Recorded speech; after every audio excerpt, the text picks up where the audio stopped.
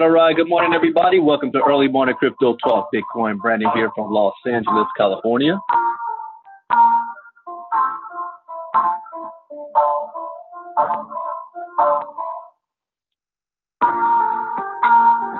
It is Tuesday, second day of the week, first work week of 2019.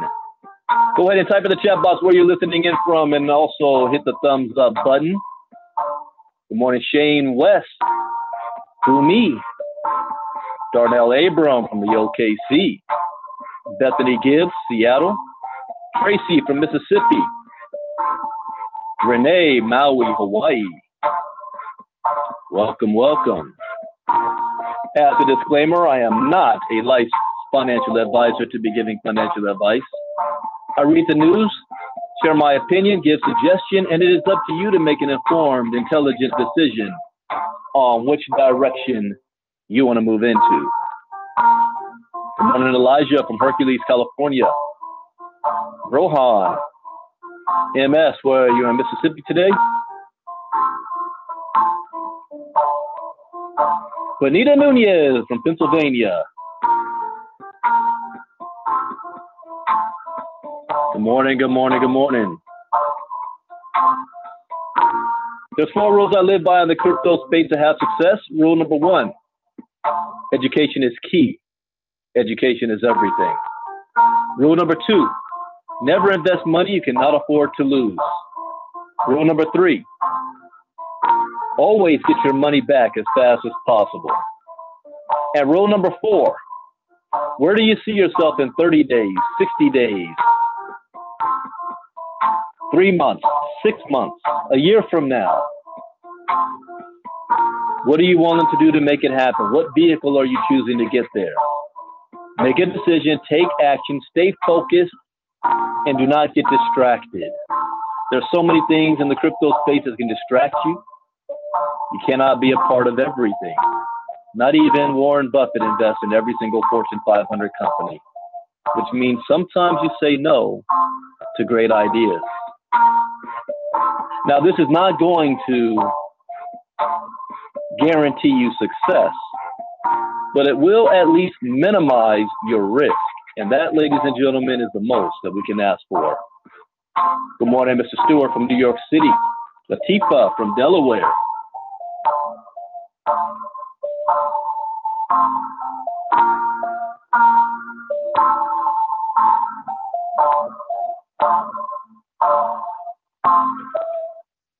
All right, let's go ahead and get started with today.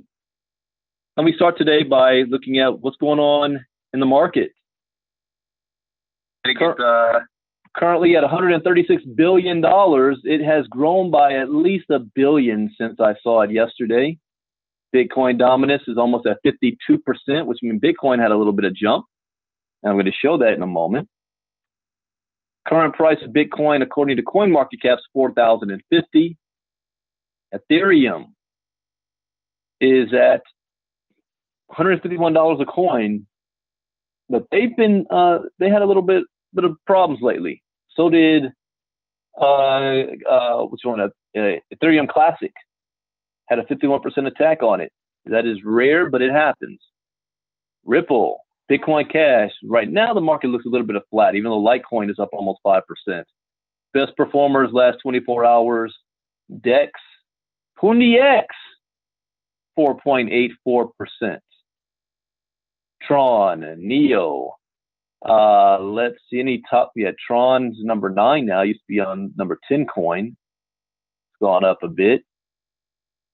Binance Coin, 6% up. All right, worst performers. Bugira Coin. Never heard of that. Wait a minute, I think I covered that the other day. Made Safe Coin. Let's see. Ethereum Classic. Yes, that's going to be dropping like a rocket. Electronium. Nothing really major. But something did happen. And remember, I spoke on it the other day. I had a long sell order in at 4,050. It met that mark because Bitcoin got to 40.74. So I made like 8% on that. Now, that took me a week long to do. And so I was deciding, do I cut it short and go back to micro trading day to day? But I just wanted to see if I could reach that mark, and I did. So that's 8% jump on that. And then it dropped down to 39. I bought back in at 39.80. So this is how you want to do it. I sold at 40.50. I bought in at 39.80. And I have a sell order in there again right now for 40.80. Basically, $100 up. And that is a long bid there. Why? Because Bitcoin has not reached 40.80 in, let's see, let's go back a month. Let's see here. Call me. Let's go back a month.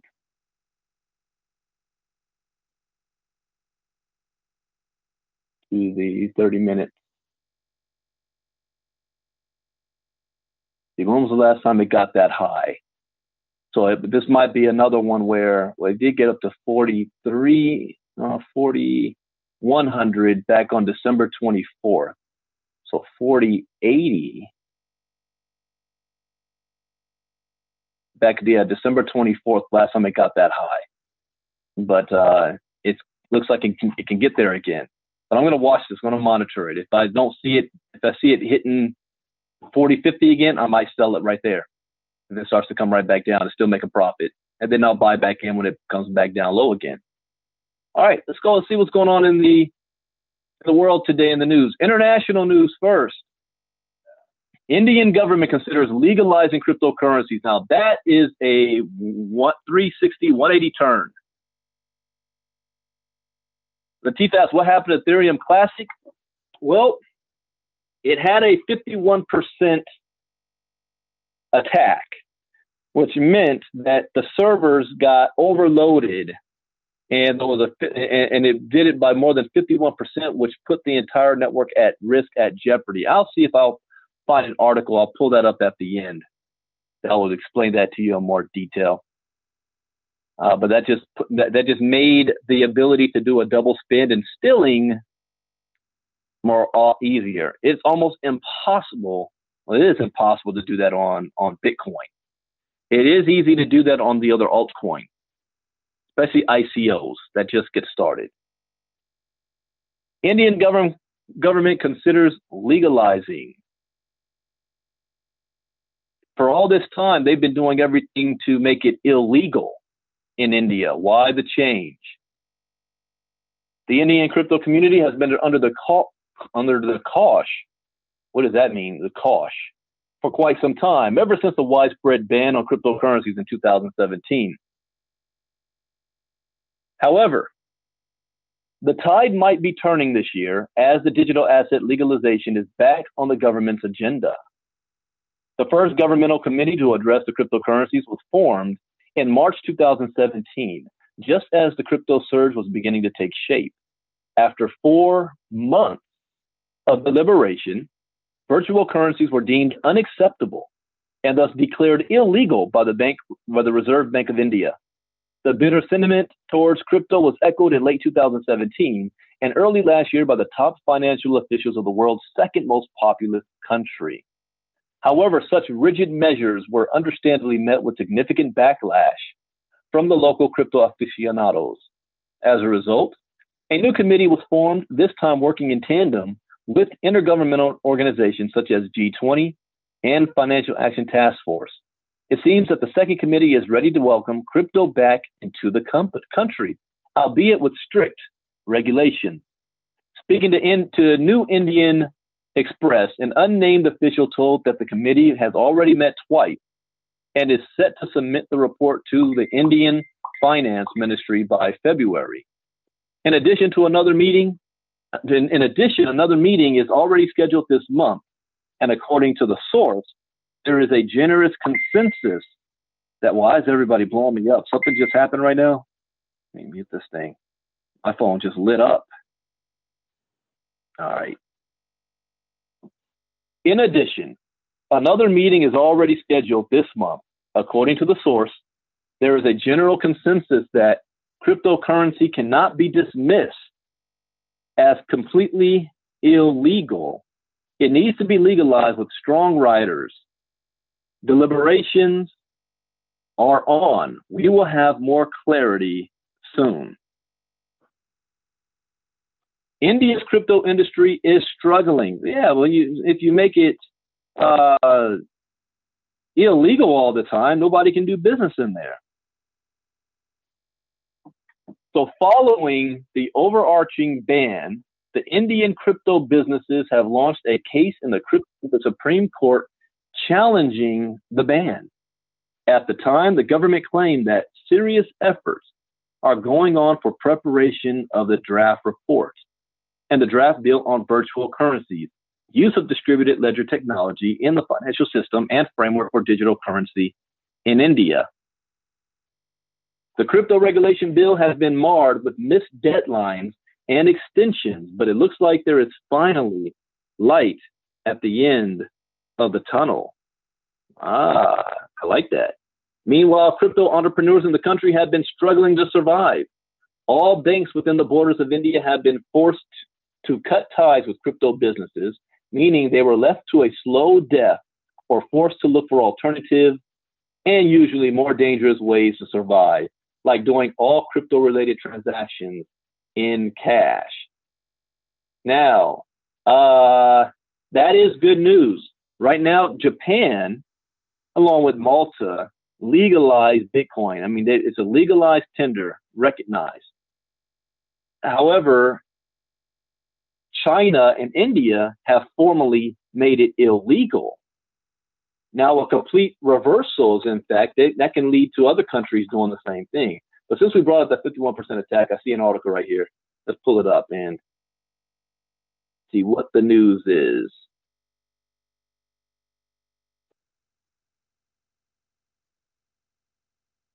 And I will put this link in the chat box.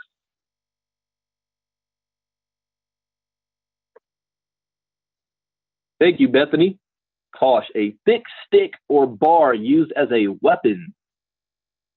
And I'm glad my grandma didn't know that term, because instead of getting a switch, she'd be like, go get the kosh. Oh, I was already going to be talking about this. I got 2 articles about it. I'll go with, let's see if there's anything different. 51% attack hits Ethereum Classic. It would appear that Ethereum Classic recently came under attack. An unknown assailant effectively rolled back and changed transactions on the Ethereum network. And that can be some cause of alarm, because that's not supposed to be possible. I know, I mean, it's nearly impossible, unless you've got some kind of quantum-based computers, that's not possible on the Bitcoin blockchain. But for it to happen on the Ethereum network, which is for the smart contracts is extremely troubling. I even heard word that Coinbase yesterday did what they always do and froze all of the Ethereum type accounts so that people couldn't move any money around. They always do. That's why I don't mess with them. Anyways, says an unknown assailant rolled back and changed transactions on the Ethereum network. As a result, some exchanges completely stopped ETC transactions, while others implemented longer times for confirmation. This was an effort to avoid being hit while trades process. It leaves many within the crypto community wondering what happened. At one point, the official Twitter account for ETC shared that a possible chain reorganization or double spend attack was underway. The currency did say at that point that the network appeared to be behaving normally. However, just a few hours later, the coin was encouraging exchanges to process trades with caution.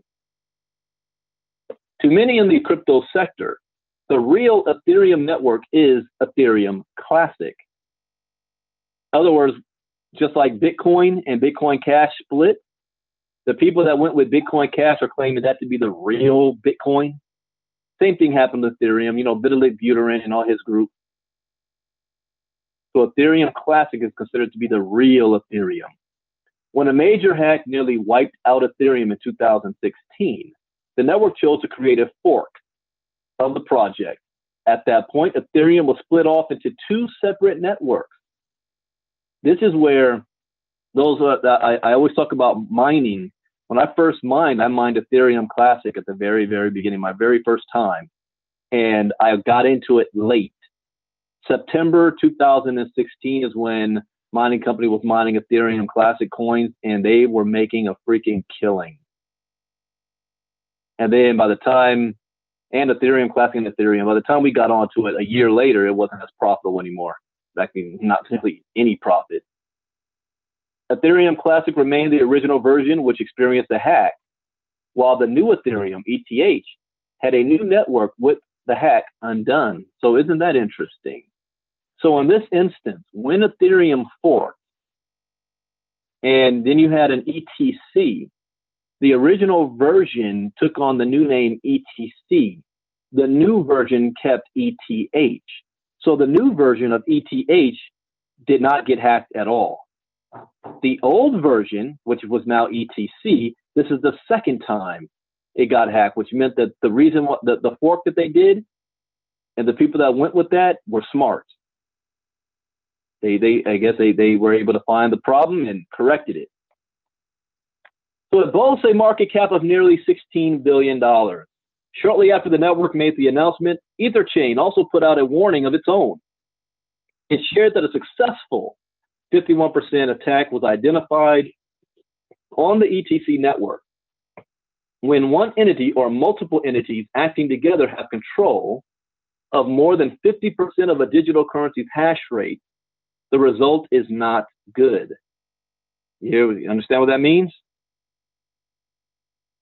When one entity or multiple entities acting together have control of more than 50%, this is why for Green, for example, we do not allow one individual to go ahead and buy 100 machines in 1 month. It is never good when one source is controlling most of the coin. In this case, we're talking about the hash rate, the power that generates the blocks. At one point, a single ETC miner had control of over 60% of the hash rate on the network. When this happens, it grants control of the network to the mentor, which means they get to determine which blockchain transactions are processed. As a result, the miner has access to the network's blocks and has the ability to double spend coins. And that miner, when they realized that they had that access, they had a choice to just, keep it moving or take advantage. And why do 99% of the time they choose to take advantage? And he's right. This does sound like an inside job. There was a coordination took place here. So based on reports, the miner still controls over 45% of the ETC hash rate. Therefore, they could earn more than $30,000 in Ethereum Classic block rewards. These are the types of payouts a miner might typically see if they manage to secure a network. Several blocks which the miner produces are empty, which means they have no transactions. So within the community, speculate that perhaps this was more of a selfish act than anything else. However, there are other exchanges who think the miner had a more sinister motive. For example, Coinbase noticed a chain reorganization on the ETC network, which included double spending. To protect its customers, the exchange immediately halted transactions taking place on the ETC blockchain. You know, I could see Craig Wright and his group pulling something like this just to mess with Vitalik Buterin. He seems a little butthurt right now over the fact that Bitcoin ABC isn't doing what he wanted it to do, and he's lashing out. I could see him being behind this. Hey, that is my own opinion. I am not basing that on any facts. I just have no problem calling people out. Overall, the attacker might have moved nearly $500,000 worth of ETC. This was done by changing the history of the blockchain, or at the very least, their version. Now, exchanges must coordinate with one another to confirm that everyone is on the same page and using the same ETC history. The task in and of itself could be a huge undertaking, but might be worth it to cut out the attacker. And I think, yeah, I was going to cover that one anyway. So let's talk about the Winklevoss twins. Still committed to an ETF, and Bitcoin will surpass $7 trillion. Do you understand what that means? Right now, it is 136 billion. The height, it got up to about 100, 136 billion, about $900 billion is what it got to at its height, almost $1 trillion. All the money that has been made, this entire industry, I still live off this thing. All of that has happened with this number right here. What happens when that goes to not just 1 trillion, $7 trillion? What type of millionaires and billionaires do you think is going to come from that as a result of that? Will you be one of them? Every single one of you listening to the sound of my voice right now can become a crypto billionaire by the market going to $7 trillion. Are you understanding what I'm saying here? Every single one of you listening to my voice, if you position yourself the right way, smart with your investments early on, this is the internet, 1993, can become a crypto billionaire. The most important thing to make that happen is education first. That's the most important thing. The second thing is to gain enough resources so that you can invest properly in the companies that are going to ride this wave. I'm not talking about buying and holding coin. Yeah, you can get rich by doing that. That's not what I'm talking about. Big boy stuff here. You can buy and sit on your coins all day and become millionaires. But what if you invested $200,000 or $300,000 in the next Alibaba, in the next Amazon, in the next Uber, in the next blockchain travel company, blockchain dental, blockchain healthcare, blockchain weed? You know, I'm just giving you guys some examples here. The new industries that are going to come up and the companies that's going to pave the way, and you dropped a couple $100,000 in them when they were dirt cheap. They were at the ground floor. Next thing you know, those companies are worth 30, 40, 50 billion dollars. What do you think happens to your investment? So it's stages you got to go through. Education first. Make the money so you have the resources to invest. The education is going to kick in to show you where to invest. And you sit back and ride the rocket. And then rinse and repeat. Keep flipping your money. That's what KGX is all about. Those that still don't get it. But check this out. Still committed to an ETF. $7 trillion. Did I put this in the chat box? No.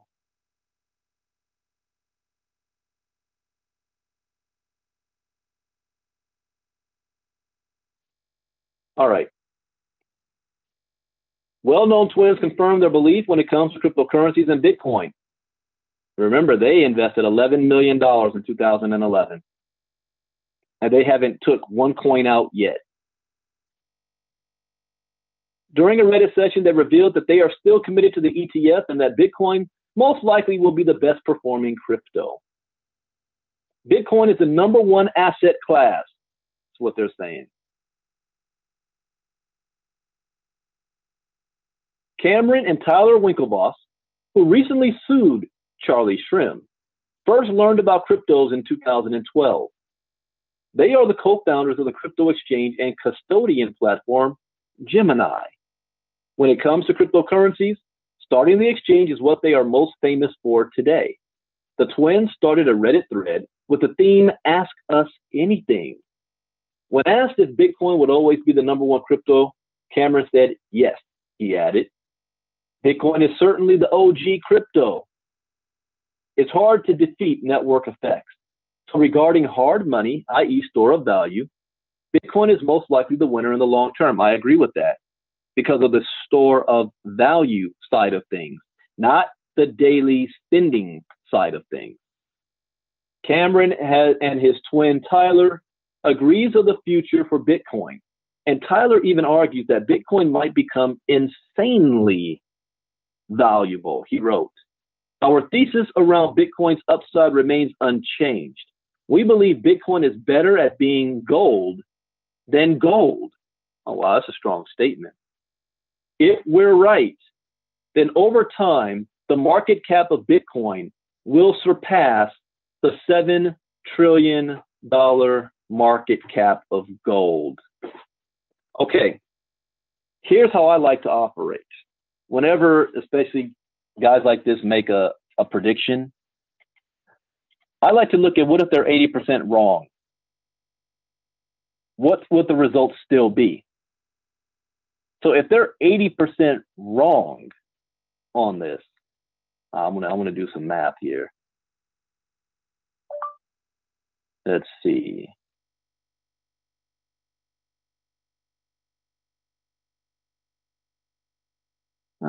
See, 80% wrong. Can you guys imagine? That's still, okay, my math is off on my calculator because I tried to put in too many zeros. 80% wrong is still almost $1 trillion market cap. Can you live with that? Think about it. All of the money is wrapped around this number here, all the way up to when it got to 900 billion. It's still going to be less than $1 trillion. But look at what it has caused. So even if they're 80% wrong, those of you that still position are going to do very, very well. Because that would mean that every Bitcoin will be worth $333,000. Presumed eventual total Bitcoin supply. You know, I remember they spent $11 million worth when it was like dirt cheap. $333,000 a coin. Now, what about their ETF? Will the SEC approve the Winklevoss Bitcoin ETF? Besides creating Gemini, the twins have also applied for a Bitcoin exchange traded fund. Every time they have applied, it has got rejected. It did not come as too much of a surprise, as the SEC has not yet approved a single cryptocurrency ETF.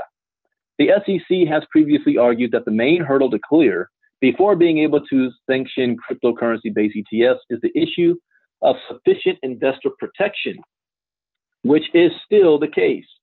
When asked on Reddit if they are still pursuing the ETF, they said that they are. Cameron said that they understand the Commission's concerns and are working hard to address them. The concerns that they address are subjects such as marketplace conduct rules and marketplace surveillance. Cameron added, "We are committed as ever to making an ETF reality. The SEC has not made it easy for applicants to get their ETFs approved." Jay Clayton, a chairman of the U.S. SEC, outlined some of the obstacles. He stated that one reason is the fact that cryptocurrency exchanges do not use the same monitoring tools as traditional stock exchanges. Furthermore, he also called for more comprehensive cryptocurrency custody as something supposedly needed to allow a Bitcoin ETF. So any move you see that the Winklevoss twins make, especially when it comes to their Gemini project, you're going to see moving towards answering their concerns. You're going to see them want to have some type of monitoring on the Gemini exchange. They want to have some form of cryptocurrency custody on their exchange. They're going to start looking more like a bank. Mark my word, Gemini. And here's one thing about successful people that separates them from everybody else. Just because they got rejected doesn't mean that they quit and give up and go look for something different. They keep at it. And they just learn from whatever that mistake, whatever that no was, make the necessary adjustments and go at it again. That's a good lesson to learn in life. Just because things don't go according to plan in my 20 years in this industry, one thing I've learned is things never go according to plan. They never have. But you set the goal so that you can get your standards high. And even if you fall short, you're still moving forward. But things will never go as planned. What separates are those individuals that are able to make the necessary adjustments and move forward. It's like sports, basketball, football, especially basketball. Why do you think they have a 7-game series? Someone might get lucky one game. Derek Fisher, Robert Ory throws up some last-second shot, and all of a sudden it goes in and changes the game. Or how about Chicago Bears? Right before he kicks the field goal, the Philadelphia Eagles coach calls a timeout. He makes the field goal kick, but it doesn't count. Ice the kicker. Come back to do it a second time, and he hits the freaking stand, the bars twice. But in basketball, you can make necessary adjustments. I know Chicago people like Shane West, they don't want to hear that.